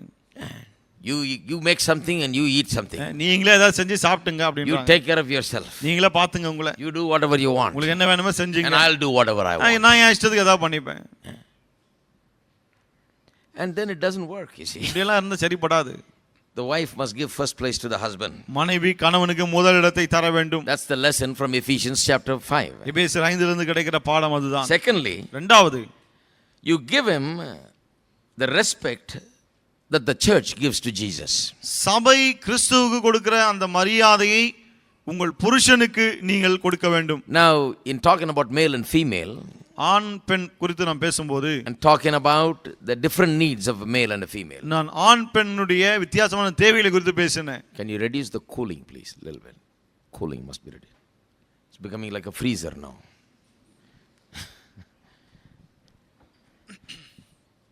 All right. We are on fire, so we are able to hold up. Okay. Air conditioning is good, but too much air condition makes us frozen chosen. All right. You give respect to the husband just like the church gives respect to Jesus. எப்படி சபையானது இயேசுவுக்கு மரியாதை கொடுக்கிறதோ அதே போல மனைவியானவள் புருஷனுக்கு மரியாதை கொடுக்க வேண்டும். Now, in talking about male, female and the different needs, I told you that a male is made in such a way that he requires respect. ஆணுக்கும் பெண்ணுக்கும் உள்ள வித்தியாசங்களை குறித்தெல்லாம் பேசும்போது நான் உங்களுக்கு என்ன சொன்னேன், ஆண் என்பவன் மரியாதை பெற்றுக்கொள்ளக்கூடிய அப்படிப்பட்ட ஒரு நிலையில தான் உண்டாக்கப்பட்டு இருக்கிறான். The female requires, that means not needs, requires. Without that she can't live. Love and affection. பெண்ணுக்கு அன்பும் பாசமும் அவசியமா இருக்கிறது, அது இல்லாம அவளால் இருக்க முடியாது. But the male is not in need of respect, but he requires respect. It's like gas in the car, you know. அதே போல தான் ஆணுக்கும், அவனுக்கு மரியாதை தேவை என்று கிடையாது, மரியாதை அவசியம். அது வந்து கார்ல பெட்ரோல் மாதிரி. I've shared with you that particular point. அந்த குறிப்பிட்ட பாயிண்ட் நான் உங்களோட பகிர்ந்து கொண்டேன். You see, all that comes into picture here. பாருங்க, அதெல்லாம் இந்த இடத்துல வருகிறது. You see, respect is the key to your relationship with your husband. உங்கள் கணவனோடு உங்களுக்குள்ள உறவிலே திறவுகோல் போல இருப்பது இந்த மரியாதை. Respect. மரியாதை. He doesn't, he is not so much into this feeling of love and all that. இந்த அன்பின் உணர்வு இப்படிப்பட்ட இதெல்லாம் அவனுக்கு அவ்வளவு கிடையாது. So when a wife tells the husband, I love you, ஆக மனைவி கணவனை பார்த்து I love you ன்னு சொல்லும்போது, he says, all right, bring me that newspaper. அதெல்லாம் சரி, அந்த நியூஸ் பேப்பர் எடுத்துட்டு வா அப்படின்றான். It doesn't mean he doesn't love the wife. அதாவது மனைவி மேல அன்பு இல்லைன்னு கிடையாது அப்படி சொல்றதுனால. He's not too much into this. இதெல்லாம் அவ்வளவு ஈடுபாடு கிடையாது அவனுக்கு. Because he's made a different way. ஏன்னா அவன் உண்டாக்கப்பட்ட விதமே வித்தியாசமா இருக்கு. Sure, he likes to be loved, but that's not the main thing that drives him. That's not the gas for fuel for his life. மனைவி தான் மேல அன்பா இருக்கணும்னு விரும்புகிறான், ஆனா அது வந்து ஒரு காருக்கு பெட்ரோல் இருக்கிற மாதிரி அவனுக்கு கிடையாது. But for the wife that is very important. ஆனா மனைவிக்கு அது ரொம்ப முக்கியம். That's why the wife always says, you never told me you love me. ஆகவே தான் மனைவி எப்பவும் சொல்லுவாங்க, நான் உங்களை நேசிக்கிறேன் நீங்க சொன்னதே இல்லையா. And when you tell a woman you love her, all her knees, shake and she becomes a different person. ஆனா ஒரு பெண்ணை பார்த்து I love you ன்னு சொல்லும்போது ஆளே மாறிடுறாங்க ஒரு மாதிரி. So don't ever say to a woman that you love her if you don't really want to. ஒரு பெண்ணு anything to do with her. Don't ever play with these words. Don't ever say I love you to a woman. ஒரு பெண்ணை பார்த்து சும்மாலாம் I love you லாம் சொல்லிடாதீங்க. She simply just will give herself to you if you say I love you. I love you நீங்க சொல்லிட்டா போதும், அவள் அப்படியே தன்னை தந்து விடுகிறாள்.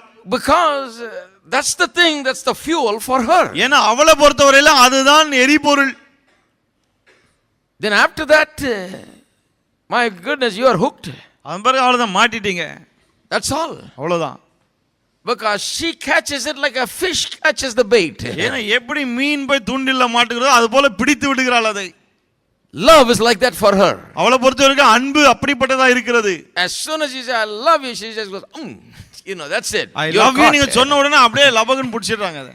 That's all. அவ்வளவுதான். But a man is not like that. ஆனா ஒரு ஆண் அப்படி கிடையாது. You can tell him 10 times before he just turns around, even if starts responding to that. 10 முறை நீங்க சொன்னா கூட அதுக்கு அங்க வந்து பதில் வருமான்னு கூட சொல்ல முடியாது. He'll always tell you, I told you the day I married you. என்ன சொல்லலாம், அன்னைக்கே சொல்லணும்ல கல்யாணம் அப்பவே. She thinks that's enough. அவன் நினைக்கிறான் அது போதும் அப்படின்னு.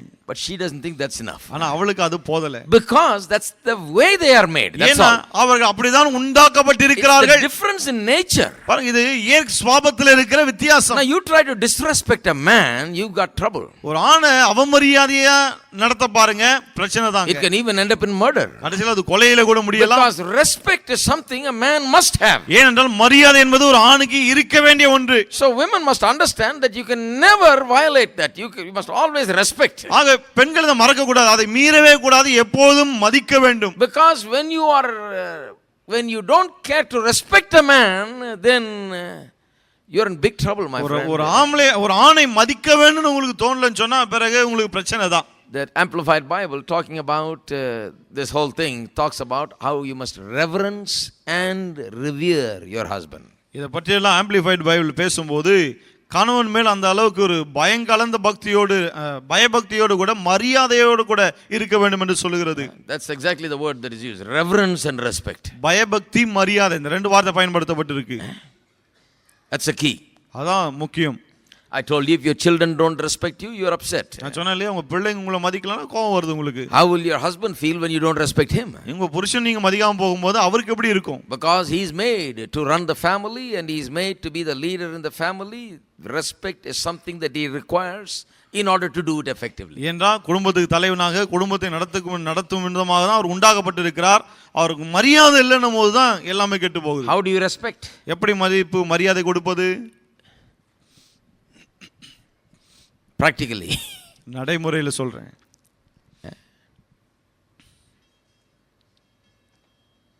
Let me give you some example, not get into trouble. Some women are always ordering their husband around. சில பெண்கள் எப்போதும் கணவனுக்கு ஆர்டர் கொடுத்துனே இருப்பாங்க. Go bring this. போய் இதை கொண்டு வாங்க. Go do that. அதை பண்ணுங்க. I want you to do this. நீங்க இதை பண்ணணும். Especially when all others are around, they are still ordering the husband. அதுவும் குறிப்பா மற்றவங்க கூட இருக்கும்போது இன்னும் அந்த ஆர்டர் போயினே இருக்கும். I heard one woman say to one man, said, go running and go get that and come running. ஒரு மனைவி புருஷனை பார்த்து சொல்றாங்க, ஓடி போய் அதை எடுத்துட்டு வாங்க அப்படின்னு. And he went running and came back running. அவர் ஓடி போய் எடுத்துட்டு வந்தார் பாருங்க அதை. Some men are like this. If the wife said sit down, they'll lie down. சில ஆண்கள் அப்படினா மனைவி உட்கார்னா போற படுத்துறாரு அப்படியே. Because they've been trained like that. ஏன்னா அப்படி ட்ரெயின் பண்ணிட்டாங்க. And the home will not be happy. அப்படிப்பட்ட குடும்பம் சந்தோஷமா இருக்காது. It just will not work. அதெல்லாம் சரிபடாது அது. You cannot expect your husband to be successful in every other way when you do not give him what he requires in order to be successful in his profession and in everything. கணவன் தன்னுடைய வேலையிலே தொழிலிலே மற்ற காரியங்களிலே வெற்றிகரமா இருப்பதற்கு என்ன அவசியமோ அதை நீங்க உங்க குடும்பத்தை தரவில்லை என்றால் அதெல்லாம் அவன் வெற்றி பெற முடியாது. Try to give him respect, he will rise to the top even in his profession and everything. அவனுக்கு மரியாதை கொடுத்து பாருங்கள், எல்லாவற்றிலும் வேலையிலும் கூட சரியா மேலே வந்துருவான். Respect for a man is like a tonic. ஆணுக்கு மரியாதை என்பது டானிக் போல. Be sure to give him every opportunity you get. ஆகவே கிடைக்கிற ஒவ்வொரு வாய்ப்புலயும் அதை கொடுத்துட்டே இருங்க. And if you don't give him, he'll become so sick that you can buy medicine for 1,000 rupees a month. It will not fix the problem. அதை கொடுக்காமல் போகும்போது அவன் எந்த அளவுக்கு வியாதியா இருப்பானா, மாசத்துக்கு 1000 ரூபாய்க்கு மருந்து வாங்கி கொடுத்தாலும் அவன் தேற மாட்டான்.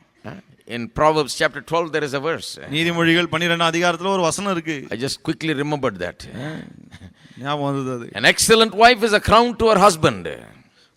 Crown of her husband. குணசாலியான ஸ்திரீ தன் புருஷனுக்கு கிரீடமாய் இருக்கிறாள். But she who causes shame is like rottenness in his bones. லச்சை உண்டு பண்ணுகிறவளோ எலும்புருக்கியை போல இருக்கிறாள். Hello. So a woman, by disrespecting and bringing shame upon a husband, can literally make him physically sick and become weak and literally be full of sickness and weakness. ஆக ஒரு பெண் புருஷனை மதிக்காமல் போகும்போது எழுத்தின்படியே அவனுக்கு சரீரத்திலே வியாதியை பலவீனத்தை எல்லாம் கொண்டு வரக்கூடிய ஒரு நிலைக்கு கொண்டு வந்து விடுகிறாள். This thing about respect affects him so much that he literally becomes sick in his body. இந்த மரியாதை எந்த அளவுக்கு அவனை பாதிக்குன்னு சொன்னா எழுத்தின்படியே சரீரத்திலே வியாதிப்பட்டவனாய் மாறி விடுகிறான். He doesn't feel good about himself. He feels so low. He feels down. And soon you find him very sick. தன்னை பற்றிய ஒரு உயர்வான என்ன அவனுக்கு இருப்பது கிடையாது. ரொம்ப தன்னை பற்றிய கேவலமா மட்டமா நினைச்சுக்கிறான். அதன் விளைவாக சீக்கிரத்தில் வியாதிப்பட்டும் போகிறான். Then the wife brings all the tonic. பிறகு மனைவி எல்லா டானிக் எடுத்துட்டு வராங்க. But the best tonic is respect. ஆனா மிக சிறந்த டானிக்கே மரியாதை தான். If you gave him a little bit of it every day, he would have risen to the top. ஒவ்வொரு நாளும் கொஞ்சம் அதை கொடுத்திருந்தாலும் மேலே வந்துட்டு இருப்பான். Because that's what this verse is saying. என்ன வசனம் அதை தான் சொல்லுகிறது. Not only does it say that when you cause shame, he becomes rotten in his bone. அதாவது லச்சை உண்டு பண்ணுகிறவள் லச்சையினால அவனுக்கு அவனுடைய எலும்பு உருகுறதுன்னு மட்டும் சொல்லல. In the first statement it says an excellent wife is the crown of her husband. முதல் பகுதின்னு சொல்ல குணசாலியான ஸ்திரீ தன் புருஷனுக்கு கிரீடமா இருக்கிறாள். What does that mean? அர்த்தம் என்ன? Crown is the thing that the kings wear. கிரீடம் என்பது ராஜாக்கள் சக்கரவர்த்திகள் அணிகிற ஒன்று. Magistrates wear it. அந்த காலத்துல நீதிபதிகள் அணிகிற ஒன்று. The most respectable people of that day wore crowns. அந்த நாட்களில் மரியாதைக்குரிய ஆட்கள் தான் இந்த கிரீடங்களை அணிவார்கள். So what it is saying is if a man had an excellent wife who knew how to treat her husband and respect her husband, he will rise to the very top of whatever he is doing. ஆகவே இந்த வசனம் சொல்கிறது தன் கணவனை எப்படி நடத்துவது மரியாதை கொடுப்பது என்று அறிந்திருக்கிற ஒரு மனைவி இருப்பாள்னு சொன்னா அவன் வெகு சீக்கிரத்திலே உயர்ந்த ஒரு நிலைக்கு வந்து விடுவான். That's why it says she is a crown. ஆகவே தான் சொல்கிறது அவள் தன் புருஷனுக்கு கிரீடமா இருக்கிறாள். She brings him to such a position that all others will respect him. அவள் தான் அவனை உயர்ந்த நிலைக்கு கொண்டு வருகிறாள். அதை கண்டு மற்ற எல்லாரும் அவனை மதிக்கிறார்கள். So you can never put down your husband in front of others. ஆகவே மற்றவர்களுக்கு முன்னாடி புருஷனை நீங்கள் கேவலப்படுத்தவே கூடாது. When you're standing and talking, a lot of times you find that a husband is standing like this and the wife is the one doing the talking, you know. நிறைய சமயத்துல பாருங்க பேசிட்டு இருப்பாங்க புருஷன் கை கட்டி நின்னுப்பாரு அந்த அம்மா தான் பேசினே இருப்பாங்க. All of a sudden he begins. திடீர்னு அவர் ஆரம்பிப்பாரு. You keep quiet. நீங்க சும்மா நீங்க சும்மா இருங்க அப்படினுவாங்க. This is not something exaggerated. This is you will find it happening all the time. பாருங்க இது ஒண்ணு மிகைப்படுத்தி சொல்ல பார்க்கலாம் எல்லா இடத்துலயும். Disrespect does not mean that you do something so terrible. Disrespect means this kind of behavior. அவமரியாதைனா ஏதோ நீங்க பெரிய ஒரு தப்பு செஞ்சிட்டு அப்படிலாம் கிடையாது. இந்த மாதிரி பண்றதெல்லாம் அப்படிதான் அது. And teaching the husband in front of others. மற்றவங்களுக்கு முன்னாடி புருஷனுக்கு சொல்லி கொடுப்பாங்க. You get big trouble doing that. இதெல்லாம் பண்ணீங்கன்னா பிரச்சனை ரொம்ப பெருசாயிடும். No, that is not like this. It is this way. You better learn this. அது அப்படி கிடையாது. இப்படி தான் ஒழுங்கா கத்துங்க அப்படினுவாங்க. I'm telling you in front of these 10 people here. 10 பேருக்கு முன்னாடி இன்னைக்கே சொல்லிடுறேன் நானே. You are in big trouble, my friend. இதெல்லாம் பண்ணீங்கன்னா ஒரு பிரச்சனை தான். It just doesn't work well. இதெல்லாம் இருந்தா சரிப்படாது. All right. சரி. So, how do you treat Jesus?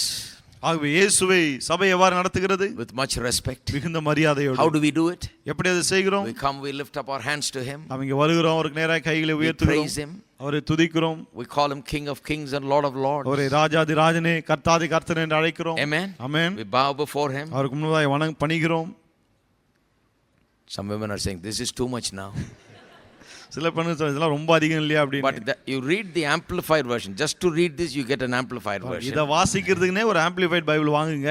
It says it in so many words like that. பல வார்த்தைகளை கொண்டு சொல்லுகிறது. And if you don't want amplified bible, amplified bible வேண்டாம்னா just read 1 Peter 3. 1 பேதுரு 3 அதிகாரத்தை வாசிங்க. Talks about Sarah calling her husband Lord. சாராள் தன் கணவனை ஆண்டவனே என்று அழைத்தாள்னு சொல்லுது. It amounts to that really. அதாவது அந்த மாதிரி தான் அது. The sense of that whole verse is this, that she had utmost respect for her husband. அந்த வசனம் என்ன அர்த்தத்துல சொல்லப்படுதுன்னு சொன்னா அந்த அளவுக்கு தன் கணவன் மேல் அவர் மதிப்பும் மரியாதையும் வைத்திருந்தாள். Amen. Amen. Abraham was a blessed man. Abraham ரொம்ப பாக்கியவான். Treat your husband like Sarah treated Abraham. சாராள் ஆபிரகாமை நடத்தினது போல உங்கள் புருஷரை நடத்துங்கள். You'll become a rich husband. For sure, like Abraham. நிச்சயமா ஆபிரகாம் போல அவரும் பணக்கார புருஷன் ஆயிடுவார். Because respect drives a man to greater and greater achievement. என்ன மரியாதை தான் ஒரு ஆணை இன்னும் உயர செல்லும்படி அவனை உந்தி தள்ளுகிறது. And respect not only makes him rich, respect also makes him behave in a very honorable way. மரியாதை அவனை செல்வந்தனாக்குறது மட்டுமல்ல மரியாதை அவன் கண்ணியமான விதத்தில் நடக்க அவனுக்கு உதவுகிறது. When you respect a person, he'll find it very difficult to go against you. பாருங்க ஒரு புருஷனுக்கு மரியாதை கொடுக்கும்போது உங்களுக்கு எதிராக அவன் காரியத்தை செய்து அவனுக்கு ரொம்ப கஷ்டமா இருக்கும். His heart will not allow him. அவனுடைய உள்ளம் அதை அனுமதிக்காது. Respect is good in so many ways. மரியாதை கொடுப்பது பல விதங்களிலே ரொம்ப நல்லது. Just don't have the time to go into all that. அதெல்லாம் சொல்ல நேரம் இல்ல நமக்கு. We will come into that later on. பிற்பாடு அதெல்லாம் கவனிப்போம். Thirdly, மூன்றாவது, you depend on your husband just like the church depends on Jesus. எப்படி சபை இயேசுவின் மீது சார்ந்து இருக்கிறதோ அதுபோல நீங்கள் உங்கள் புருஷனை சார்ந்திருங்கள். How does the church live? சபை எப்படி வாழ்கிறது? Depends on Jesus. இயேசுவை சார்ந்து வாழ்கிறது. Now when I come here to conduct the service and preach and do things, நான் இங்கே வரும்போது ஆராதனை நடத்த பிரசங்கம் பண்ணலாம் வருகிறேன். you know, I've done it so many years. பாருங்க எத்தனையோ வருஷமா நான் செஞ்சிட்டு இருக்கேன். But still I feel a certain sense of little bit of nervousness. என்றால் அங்க வரும்போது கொஞ்சம் ஒரு மாதிரி தான் இருக்கு இங்க வரும்போது. Before I preach, I feel like, can I do it, பிரசங்கம் வரதுக்கு முன்னாடி நம்மால முடியுமா Not a நினைக்கிறேன். negative feeling, அதாவது ஒரு விதமான பயங்கலந்த ஒரு உணர்வு இல்ல அது. but a feeling of dependency that if God does not help me, I cannot do it right. அது தேவன் எனக்கு உதவி செய்யலன்னா என்னால சரியா செய்ய முடியாதே என்ற ஒரு எண்ணம். I want God to help me. தேவன் எனக்கு உதவி செய்ய வேண்டும் என்று I ask விரும்புகிறேன். God to help me. தேவன் எனக்கு உதவும்படி கேட்கிறேன். Because I can't do well just because I've come ready to do well. ஏதோ நல்லா பேச வேண்டும் என்ற ஆயத்தத்தோடு வருதுனால நல்லா பேசிடுவேன் கிடையாது. Because the unction is given by the Holy Spirit. ஏனென்றால் பரிசுத்த ஆவியானவர் தான் அந்த அபிஷேகத்தை தருகிறார். And for that I got to depend on him. அதற்கு நான் அவரை சார்ந்து இருக்க வேண்டும். So I can never think of me doing this job without the help of the Holy Spirit. ஆகவே பரிசுத்த ஆவியின் உதவி இல்லாமலே என்னால் இதை செய்து விட முடியும் நான் நினைக்கிறதே கிடையாது. Without Jesus being with me, இயேசு என்னோடு கூட இல்லாமல் I cannot do it right. என்னால் இதை சரியாய் செய்ய முடியாது. That's the way I look upon him. அப்படிதான் நான் அவரை பார்க்கிறேன். Always depend on him. எப்பொழுதும் அவரை சார்ந்து I இருக்கிறேன். depend on him in every situation, every day. ஒவ்வொரு சூழ்நிலையிலும் ஒவ்வொரு நாளும் அவரை சார்ந்து இருக்கிறேன். That's the way you do it. நீங்களும் அப்படிதான் இருக்கீங்க. You're a believer. நீங்கள் ஒரு விசுவாசி. So you depend on him. ஆகவே நீங்கள் அவரை சார்ந்து இருக்கிறீர்கள். Whatever your problem is in your home, in your job, and wherever you say, Lord Jesus, help me. I need your help. உங்க குடும்பத்திலே வேலையில என்ன பிரச்சனை இருந்தாலும் சரி என்ன சொல்றீங்க? ஆண்டவரே உம்முடைய உதவி எனக்கு தேவை, நான் உம்மை சார்ந்து இருக்கிறேன். Isn't this the way we live our Christian life? நம்முடைய கிறிஸ்தவ வாழ்க்கை அப்படிதானே நாம் வாழ்ந்து கொண்டிருக்கிறோம். The church relates to Jesus like this. சபையானது இந்த விதத்திலே தான் இயேசுவிடம் நடந்து கொள்கிறது. In the same way the wife must relate to the husband. அதே போல மனைவி கணவனிடம் நடந்து கொள்ள வேண்டும். Even if you're making more money than him. ஒருவேளை மனைவி கணவனை விட அதிகமாய் சம்பாதித்தாலும் கூட that's the way you must. அப்படிதான் இருக்க வேண்டும். Some women say, well, I make more than you, so what do I care about you? சில பெண்கள் சொல்றாங்க உங்களை விட நான் அதிகம் சம்பாதிக்கிறேன் எனக்கு என்ன அப்படினுவாங்க. That is immaterial, my friend. Praise God, if you made more, that's fine. There's more for the family. நீங்க அதிகம் சம்பாதிச்சா கர்த்தருக்கு ஸ்தோத்திரம், ஏனா குடும்பத்துக்கு நிறைய சம்பாதிக்கிறீங்க. But don't believe this worldly thing that says whoever has more money holds the strings. ஆனா உலகம் சொல்லுது இல்லையா, யார் அதிகம் சம்பாதிக்கிறாங்க அவங்களுக்கு தான் அதிக அதிகாரம் அப்படினு சொல்லி அதெல்லாம் நம்பாதீங்க உலகம் சொல்வதே. No, கிடையாது. You show him that you depend on him. நீங்கள் அவரை சார்ந்து இருக்கிறீர்கள் என்பதை காட்டுங்கள் அவருக்கு. You are required to show that according to the scriptures. வேத வசனத்தின்படி நீங்கள் அதை காண்பிக்க கடமைப்பட்டிருக்கிறீர்கள். You are required to relate to him as church relates to Christ. சபை எப்படி இயேசுவுடன் நடந்து கொள்கிறதோ அதே போல நீங்களும் அவருடன் நடந்து கொள்ள வேண்டும். So therefore you need to let him know that you depend on him. ஆகவே நீங்கள் அவரை சார்ந்து இருக்கிறீர்கள் என்பதை நீங்கள் அவருக்கு தெரியப்படுத்த வேண்டும். On him to provide, அவர் தேவைகளை சந்திக்கும்படி, on him to protect, அவர் உங்களை பாதுகாக்கும்படி, on him to lead and guide you, அவர் உங்களை வழிநடத்தும்படி வழிகாட்டும்படி. You need to show him you are responsible in somehow conveying the message that you depend on him. எப்படியோ நீங்க அவருக்கு தெரியப்படுத்தணும் நான் உங்களை தான் சார்ந்து இருக்கிறேன் என்பதை. Some women are sending the wrong message, wrong vibes. சில பெண்கள் தவறான செய்தி அனுப்பிடுறாங்க. They say I don't need you. என்ன சொல்றாங்க? நீங்க எனக்கு தேவையே கிடையாது. I've even seen some parents tell their daughters, teach them this, you better learn to stand on your own feet, don't trust these men. சில பெற்றோர் தங்கள் மகளுக்கு சொல்லி கொடுத்து பார்த்திருக்கேன் பாருங்க, உன் சொந்த கால்ல நிக்க கத்துக்க, புருஷனை நம்பாத. என்ன அருமையான போதனை பாருங்க. Then they wonder why they are not successful. அந்த மாதிரி யோசிக்கிறாங்க ஏன் நல்லா இல்ல அப்படினு. You must get a husband that you can trust. நம்ப கூடிய ஒரு புருஷன் வேணும் முதல்ல. And then you must trust. அதன் பிறகு அவனை நம்பணும். Then you must depend on him. பிறகு அவனை சார்ந்து இருக்கணும். Cast yourself upon him and depend on him. அவனுக்கு நீங்கள் உங்களை விட்டு தந்து அவனையே நம்பி சார்ந்து இருக்க வேண்டும். It is so important for that relationship to work. ஆகவே அந்த உறவு வேலை செய்ய வேண்டுமானா இதெல்லாம் ரொம்ப முக்கியம். Fourthly, நான்காவது, talk to others about your husband with the same love and honor and respect as the church talks about Jesus. சபையானது இயேசுவை குறித்து மற்றவர்களிடம் எந்த அளவுக்கு மரியாதையோடு மதிப்போடு கூட எடுத்து சொல்லுகிறதோ அதே போல மற்றவர்களிடத்தில் உங்கள் கணவனை குறித்து எடுத்து சொல்லுங்கள். I think if some women were to talk about Jesus the way they talk about their husbands, சில பெண்கள் கணவனை பற்றி பேசுறது போல இயேசுவை பற்றி பேசினாங்கன்னா nobody will accept Jesus. யாரும் இயேசுவை ஏற்றுக்கொள்ளவே மாட்டார்கள். It's a waste.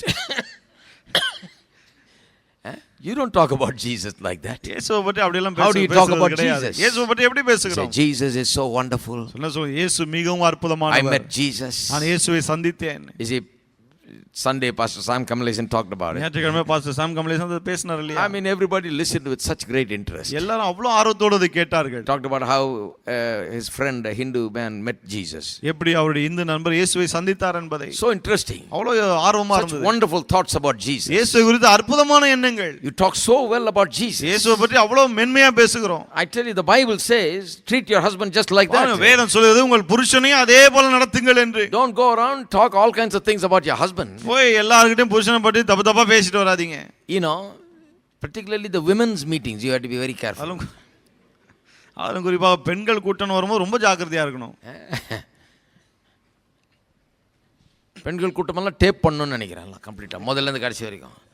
Really, I mean, I'm not joking, because that is not a place to air your husband's situation with your husband. பெண்கள் கூட்டத்தில் போய் கணவனை குறித்து தவறான காரியங்களை சொல்லக்கூடிய ஒரு இடம் அல்ல அது. Women are made in such a way that they are good receivers. They like to receive information. They say, tell me more, you know. பெண்கள் எப்படி உண்டாக்கப்பட்டிருக்காங்கன்னா சொல்ல கேட்டுட்டே இருப்பாங்க. நான் அதிகம் சொல்லுங்கன்னு இருப்பாங்க. They like the juicy information. இப்படி நல்ல ருசியான தகவல்லாம் வந்தாலும் ரொம்ப பிடிக்கும். So most prayer meetings is 10 minutes of prayer and 50 minutes of whatever storytelling. ஆகவே நிறைய பெண்கள் கூட பாருங்க 10 நிமிஷம் ஜெபம் மீதி 50 நிமிஷம் என்ன சொல்லணுமோ சொல்லிக்கலாம். No, it can't be like that. See, you cannot air whatever your husband is doing and whatever your husband is giving you as a problem to anybody. பாருங்க உங்களுடைய கணவர் உங்களுக்கு தருகிற தொல்லைகள் மற்ற பிரச்சனைகளை போயிட்டு எல்லார்கிட்டயும் போய் அப்படியே சொல்லி கொண்டு இருக்க கூடாது. Don't even air it to yourself. உங்களுக்கு கூட நீங்க சொல்லிக் கொள்ள வேண்டாம். I tell you, don't even air it to God. சொல்ல பாருங்க கர்த்தர்கிட்ட சொல்ல வேண்டாம். How is it, brother? I must tell God. எப்படி பிரதர் கர்த்தர்கிட்டயா சொல்ல வேண்டாமா? For your information, God already knows it. நான் சொல்றேன் ஏற்கனவே தேவனுக்கு அதெல்லாம் தெரியும். So don't even bother to tell him. When it comes out of your mouth, it's bad. ஆகவே அவர்கிட்ட சொல்லணுமே கூட நினைக்காதீங்க. வாயிலிருந்து வெளியே வந்தாலே அது தப்பு. Is it bad? Then God knows it, my friend. கணவன் மோசமானவனா அது கர்த்தருக்கு ஏற்கனவே தெரியும். You don't have to say, oh God, look at this husband, you know. நீங்க பாரு சொல்ல ஆண்டவரே என் புருஷனை பாருன்னு சொல்ல தேவையில்லை. He knows it already. அவருக்கு ஏற்கனவே தெரியும்.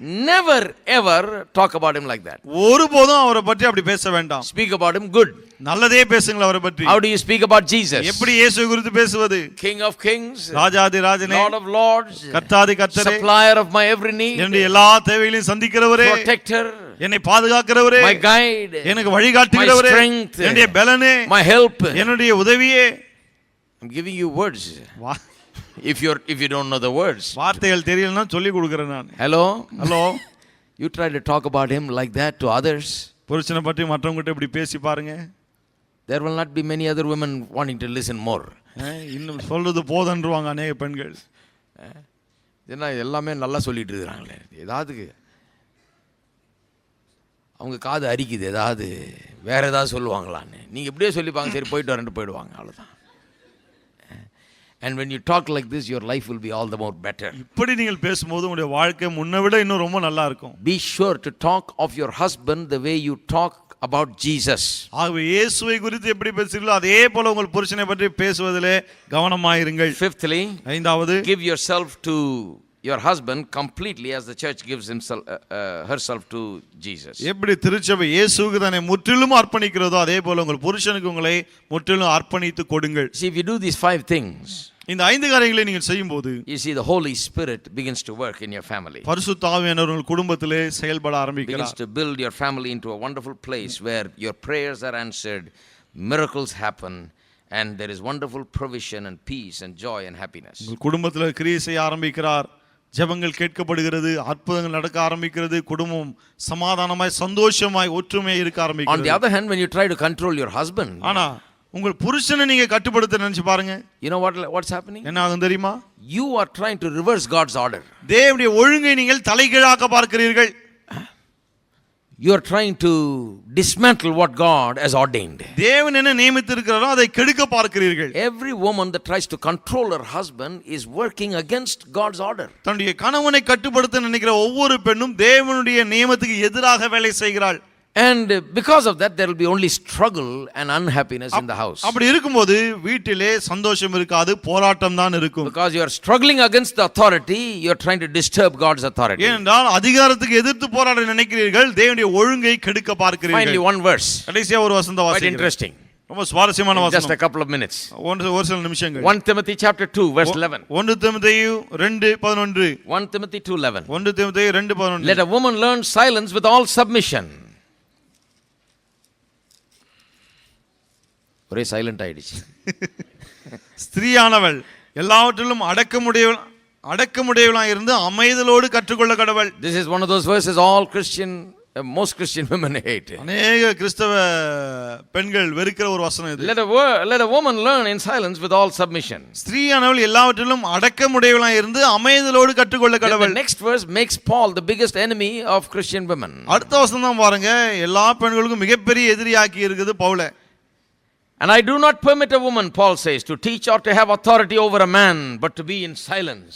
உபதேசம் பண்ணவும் புருஷன் மேல் அதிகாரம் செலுத்தவும் ஸ்திரீயானவளுக்கு நான் உத்தரவு கொடுக்கிறதில்லை, அவள் அமைதலாய் இருக்க வேண்டும். Now, you know, I have taught a lot on this particular thing. I clarified it. I showed you how women were preachers and they were allowed to preach and teach and so on, and they were indeed preachers. And I showed you scriptural evidence. I showed you how they ministered and so on. பாருங்க, இத குறித்து நான் நிறைய விளக்கம் சொன்னேன். எப்படி பெண்கள் பிரசங்கித்தார்கள், போதித்தார்கள், ஊழியத்தில் இருந்தான்னு சொல்லி வேதத்திலிருந்து எடுத்து காண்பித்து விளக்கி சொன்னேன் நான். But ஆனால் why is he saying that I don't permit a woman to teach or to have authority over a man? ஸ்திரீயானவள் புருஷன் மேல் அதிகாரம் செலுத்த பிரசங்கம் பண்ண நான் உத்தரவு கொடுக்கிறதில்லைன்னு ஏன் சொல்றாரு? Why does he say let a woman learn in silence with all submission? ஏன் ஸ்திரீயானவள் எல்லாவற்றிலும் அடக்கமாய் இருந்து அமைதியோடு கற்றுக்கொள்ளணும்னு சொல்றாரு? It is because a woman shouldn't try to teach the husband in a marriage relationship. என்னால் திருமண உறவு என்று வரும்போது பெண் தன் புருஷனுக்கு கற்றுக் கொடுக்க நினைக்க கூடாது. She shouldn't try to teach her husband. தன் கணவனுக்கு கற்றுக் கொடுக்க முயற்சிக்க கூடாது. Because he is the teacher. ஏன்னா அவன் தான் கற்றுக் கொடுக்கிறவன். ஸ்கூல்ல வாத்தியார் உட்கார சொல்லிட்டு நீங்க கத்து கொடுத்து பாருங்க, விடுவாரான், ரெண்டு போடுவாரு. You see, you tell a teacher to sit down and you try to teach him, you know. Teacher உட்கார சொல்லிட்டு நீங்க கற்றுக் கொடுக்க பாருங்க. Certainly things won't work well. நிச்சயமா அவளெல்லாம் பண்ண He சரிப்படாது. is the ordained teacher. He is the appointed teacher. கற்றுக் கொடுக்கிறதுக்குனே அவரை நியமித்து இருக்கிறார்கள். In the family, God has appointed the male to be the teacher. குடும்பத்திலே ஆண் தான் கற்றுக் கொடுக்க வேண்டும் என்று தேவன் நியமித்து இருக்கிறார். Everything that the women know, that Eve knew, she learned from Adam only. ஏவாள் God never spoke to Eve. தேவன் ஏவாளிடம் பேசவே இல்லை. அவள் கற்றுக்கொண்ட எல்லாமே ஆதாமிலிருந்து கற்றுக்கொண்டாள். He was made first. அவன் தான் முதலாவது உண்டாக்கப்பட்டான். Look at the next verse. அடுத்த வசனம் கவனிங்க. Adam was formed first, then Eve. என்னத்தினால் எனில் முதலாவது ஆதாம் உருவாக்கப்பட்டான், பின்பு ஏவாள் உருவாக்கப்பட்டாள். See, Paul believes all that we are teaching. நாம போதிக்கிற எல்லாவற்றையும் பவுல் நம்புகிறார். Paul says, you know why a wife cannot teach her husband? Because Adam was made first, not Eve. ஏன் மனைவி அப்படி இருக்க கூடாது என்று சொல்லி பவுல் சொல்லுகிறார்? ஏனென்றால் முதலாவது ஆதாம் தான் உண்டாக்கப்பட்டான், ஏவாள் உண்டாக்கப்படவில்லை. There is only one way a wife can teach her husband. ஒரு மனைவி புருஷனுக்கு ஒரே ஒரு விதத்தை தான் கற்றுக் கொடுக்க முடியும். By her conduct. அவருடைய நடக்கையினாலே. That amounts to a lot of preaching. இதுவே ஒரு பெரிய பிரசங்கம்.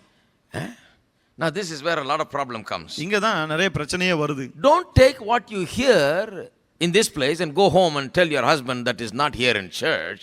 Did you know what Pastor Sam preached today? இதற்கு நான் இன்னைக்கு பேசுறத கேட்டு சபைக்கு போயிட்டு மனைவி கிட்ட சொல்லாதீங்க, பாஸ்டர் சாம் இன்னைக்கு என்ன பிரசங்கம் பண்ணா தெரியுமா? He talked about 10 qualifications for a male. ஒரு ஆண் எப்படி இருக்கணும்னு 10 தகுதிகளை பற்றி பேசினார். And you don't even have one of them. அந்த 10ல ஒன்னு கூட உங்ககிட்ட இல்ல. I took the notes and I checked all the 10 and you don't even have one. Notes எடுத்து செக் பண்ணி பார்த்தா ஒரு தகுதி கூட உங்ககிட்ட இல்ல. When you say that, இப்படி நீங்க சொல்லும்போது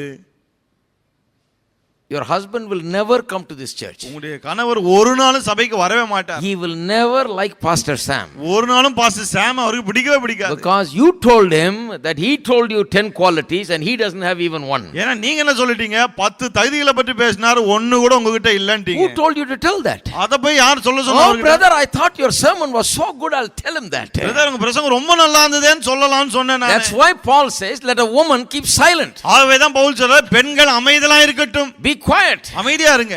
Be silent. அமைதியா Don't இருங்க. try to teach him. அவர் கற்றுக் கொடுக்க பார்க்காதீங்க. Some women say, well, my husband is very poor spiritually, brother. சிலர் சொல்றாங்க, ஆவிக்குரிய விஷயத்துல என் கணவர் ரொம்ப ஒண்ணும் தெரியாதவருங்க. So I teach. ஆகவே அவர் கற்றுக் கொடுக்கிறார். No, you don't teach. கிடையாது, நீங்க கற்றுக் கொடுக்காதீங்க. Because you are teaching, he is not teaching. நீங்க கற்றுக் கொடுக்கறதா அவர் கற்றுக் கொடுக்காம இருக்காரு. Let him teach. அவர் கற்றுக் கொடுக்கட்டும். But women say, he doesn't know anything, brother. ஆனா பெண்கள் சொல்றாங்க, அவருக்கு ஒண்ணுமே தெரியாதுங்க. Well, if he doesn't know, சரி அவருக்கு தெரியலன்னா கூட just pray. ஜெபம் பண்ணுங்க, Be silent. அமைதியா இருங்க. You don't take on the teaching job. கற்றுக் கொடுக்கிற வேலையை நீங்க எடுத்துக்காதீங்க.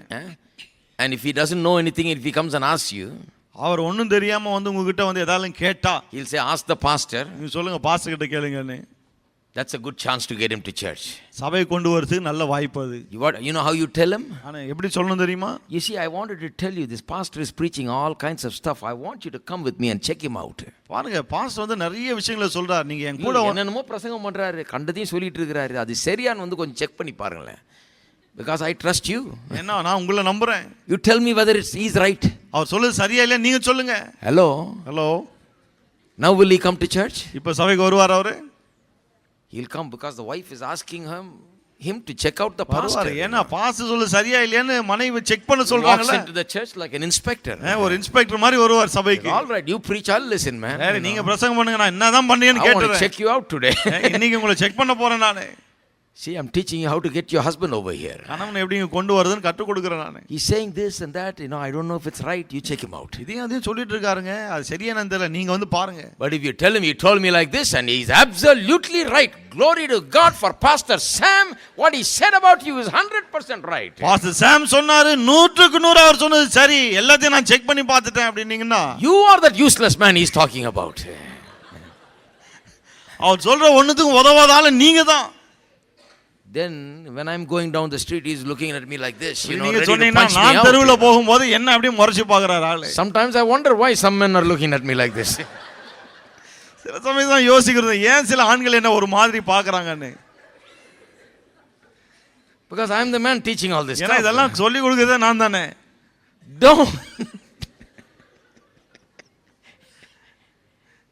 Don't start teaching him like a spiritual leader. ஒரு ஆவிக்குரிய விஷயங்களை அவர் கற்றுக் கொடுக்க ஆரம்பிச்சிராதீங்க. Many husbands are not in church today because the wife is always telling him, I heard this in church and I had that in church and that's exactly right. What he told about you is exactly right. You are the man and you are no good and all. நிறைய கணவன்மார்கள் ஏன் சபைக்கு வரல தெரியுமா? மனைவி எப்ப பார்த்தாலும் pastor இத பிரசங்கம் பண்ணாரு, அத பிரசங்கம் பண்ணாரு, இப்படி எல்லாம் சொன்னாரு, ஒண்ணு கூட உங்க வாழ்க்கையில சரியே கிடையாது, இதையே சொல்லிட்டு இருப்பாங்க. But I never told all those things for him. I preached it to you. Keep it a secret. அதெல்லாம் நான் அவருக்கு சொல்லல, உங்களுக்கு சொன்னேன். ஆகவே ரகசியமா வச்சிருங்க. Not for the man who was absent. நீங்க இல்லாத ஆட்களுக்கு சொல்றது இல்ல அதெல்லாம். So don't go and break all that there. ஆகவே போய் இந்த ரகசியத்தெல்லாம் உடைச்சிராதீங்க. Some people say, well, I'll play the tape, brother. சிலர் சொல்லாங்க, நான் டேப் போட்டுறேன் பிரதர் அவருக்கு. இந்த விளையாட்டு தான் வேணாம். No. Anyway, you're getting me in trouble. என்ன சிக்கல்ல மாட்டி விடுறீங்க எப்படி பண்ணா? Instead of all this, இதெல்லாம் செய்யறத விட்டு. Now listen, I'm coming to the point. இப்பதான் விஷயத்துக்கு வரேன் நான். Instead of playing the tape and making it louder and louder until he says, tape நல்லா அவர் காதுல விழுற வரைக்கும் நல்லா சத்தமா வைக்கிறதெல்லாம் விட்டுட்டு, do what the Bible says. வேதம் சொல்வதை செய்யுங்கள். Be submissive. கீழ்ப்படிந்திருங்கள். Be silent. அமைதியா இருங்க. Adorn yourself with this incorruptible beauty of gentle and quiet spirit. அழியாத அலங்கரிப்பா இருக்கிற சாந்தமும் அமைதியுள்ள ஆவியின் இருக்கே, அதை போட்டுக் கொள்ளுங்கள். Treat him like a king. ராஜாவை போல அவரை நடத்துங்கள். And keep your house like a king's house. ஒரு ராஜாவின் வீட்டை போல உங்க வீட்டை வெச்சுங்க. Do everything right for him. எல்லாவற்றையும் அவருக்கு சரியா செய்யுங்க. Give him the first place. முதல் இடத்தை கொடுங்கள் அவருக்கு. Give him the best meal. சிறந்த உணவை கொடுங்கள். Do everything the best way for him. எல்லாவற்றையும் சிறந்த விதத்துல அவருக்கு செய்யுங்க.